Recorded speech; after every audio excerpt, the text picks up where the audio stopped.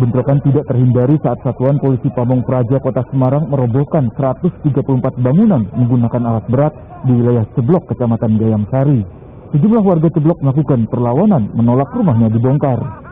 Petugas mengamankan beberapa orang yang diduga sebagai provokator.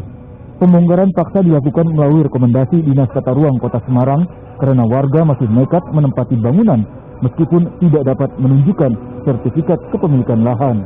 Pemerintah Kota Semarang telah berupaya melakukan mediasi dan ganti rugi.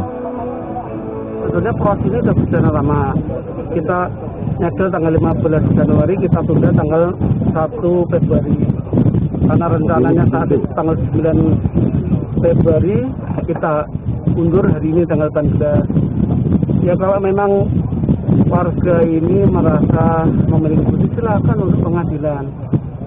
Kalau orang berbeda kata semua kasihan ya, tapi kami ini menegakkan perda. Kalau hak individu tidak ada yang membantu, siapa lagi gitu loh. Maka saya sampaikan ke semua, selama siapapun yang punya tanah dimiliki orang laporan ke Satpol Bistaro pasti saya bongkar. Ini sudah menerima ganti rugi tali AC ya, sudah semua. Dan kami melaksanakan rekom segel, rekom bongkar, itu aja. Jadi kalau mereka berkonflik tanah itu bukan urusan saya. Tapi saya pastikan memang ini tanah milik seseorang. Ya, sehingga berkonflik di media. Jadi fakta real milik siapa ya sudah selesai itu, sehingga masyarakat kita ini jadi tenang. Kalau dikit-dikit berkonflik ya nggak ada selesai.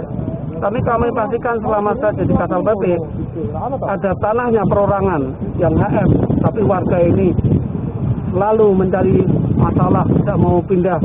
Kemudian Bistaro sudah melakukan rekom segel, rekom bongkar pajak, ada bongkar. Rencananya lahan seluas 17 hektar tersebut akan dibangun perumahan dan apartemen. Teguh Hadi Prayitno melaporkan dari Kota Semarang.